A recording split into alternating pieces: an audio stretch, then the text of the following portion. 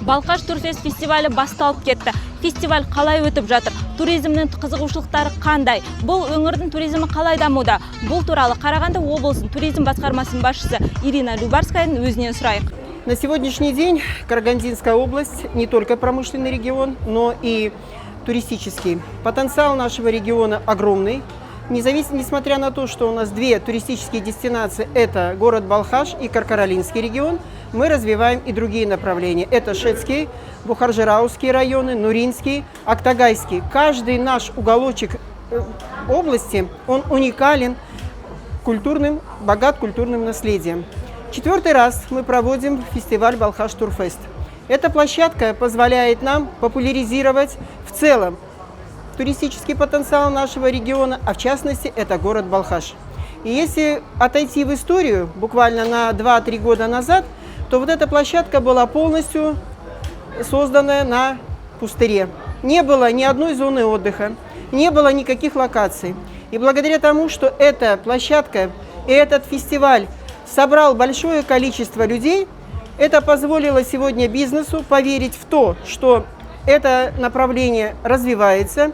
И за последние 2 года на этой территории мы открыли 3 большие туристические зоны отдыха. Это способствовало еще тому, что меры государственной поддержки, бизнес сегодня развивает это направление. И самое главное, я думаю, то, что Карагандинский регион на сегодняшний день это одно из направлений туристической направленности, это создание туристической рекреационной зоны. Что это за зона из себя представляет? Мы, местные исполнительные органы, подводим всю инженерную инфраструктуру, свет, вода и канализация. Это самая затратная часть любого проекта в бизнесе. Поэтому эту нагрузку всю на себя берет местный исполнительный орган, а бизнес заходит со своими инвестициями и строит такие вот туристические направления. Жалпы біз кешеден бері Балқаш Турфест фестивалі аясында ақпараттық тур, блок турды ұйымдастырып бастап кеттік. Бізде қазіргі таңда Астанадан және Алматыдан қонақтар келіп отыр.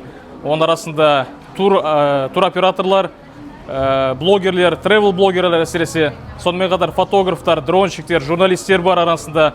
Жалпы мақсатымыз өңіріміздің туристік әлеуетін көрсету. Ал бүгінгі таңда біз 2 күнге визит Қарағанды туристік павильон ұйымдастырып отырмыз. Бұл павильон ішінде көрме ұйымдастырылған. Көрмеде көріп отырғандай, біздің мақсатымыз сәтті пайдаланып, жалпы Балқашты тек қана Балқаш емес, Қарағанды облысында басқа да дестинациялар, басқа да туристік әлеуеті жоғары өңір дестинациялар бар екен көрсету. Бірінші кезекте ол бізде Қарқаралы ұлттық саябағы, сонымен қатар осы жерде облыстық тур-клуб, одан бөлек 27 шілде күні Бұғылы трейл атты ультрамарафон өтеді. Сонда паш ету, соны сәтті пайдаланып сіздер арқылы бір жарнамалап берсек. Сонымен қатар бұл жерде бізде Балқаш сауықтыру орталығы Приозерск қаласында орналасқан. Және де мына жерде Бектау атаның тікелей мынау біздің облыстық музейдің бастамасымен суреттер бар. Бұл суреттер арқылы адамдар Бектау атаға деген қызығушылықты оятып, сонымен қатар бірден Бектау атаға, сонымен қатар Тораңғы алқабына бізде экскурсиялар ұйымдастырылған.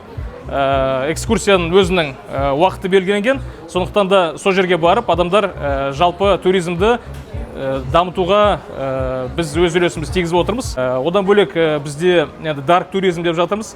Осы Балқаштан 150 шақырым жерде орналасқан Шұнақ кратері бар. Шұнақ кратері ол енді шыны керек НАТАның ресми сайтында тіркелген, сондықтан да ол жерге де дарк туризм жақсы көретіндер де келуде.